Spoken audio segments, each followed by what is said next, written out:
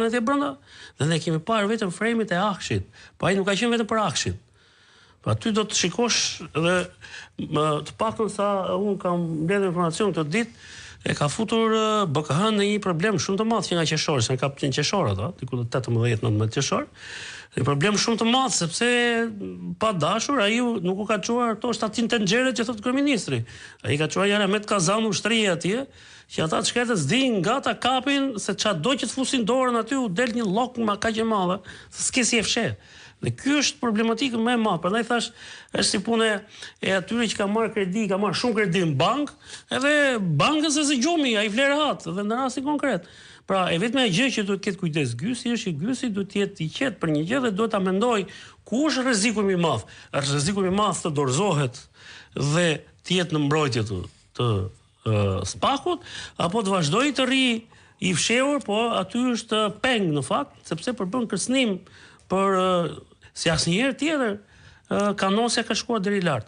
Nëse herë të tjera kërcënimi që shkonte për kreun e organizatës aty sipër ishte me nuk kuptohej me ca rrugë kështu të fsheta, me ca gjëra të kriptuara. Këtë radhë është shqetur dhe është haptos. Një problem shumë i madh. Por sidomos thash për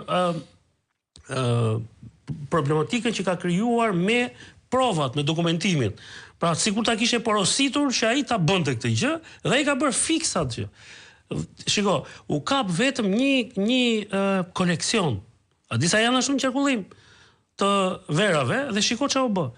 Kështu që në atë që do të thosh atje edhe tek rasti i Akshit, sepse për Akshin më në fund foli dje kryeministri dhe deshi u përpoqti bënte një lloj mbrojtje duke thënë që Shqipëria është në vendin e 14 ku diu. Po sa duket ata që kanë bërë raportin, nuk e kanë haberin për çka kemi përdorur në Akshin.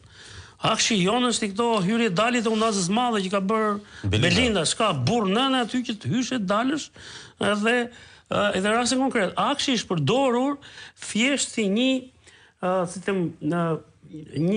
teknologji e re për të marrë para pa i dhënë llogari askujt, me ato tenda sekret, me shumë që si di askush, vetëm një rast. 800, tani se unë vazhdoj të jemi tronditur nga kjo, e thash dhe në mëngjes.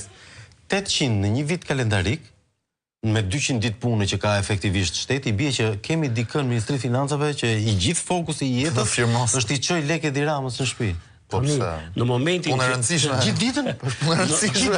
Në momentin që ai thotë atë tendrin ta çoj nga 2 milionë 4, se është ajër, më po shet ajër. Është e pamatshme, është një gjë e pamatshme.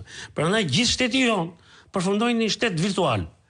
Dhe duke na paraqitur si arritje të jashtëzakonshme. Kjo arritje në fakt pas ka qenë kjo katraura më e madhe. Metoda për vjedhje. Dhe ajo është, jo thjesht metodë për vjedhje. Ajo është një lloj vjedhje që kanë punuar kaq të sigurt, që nuk do të ndodhë asgjë, sa ajo po i fundos. Sepse kanë duke qenë vetësia. Patjetër, vetë besimi, duke qenë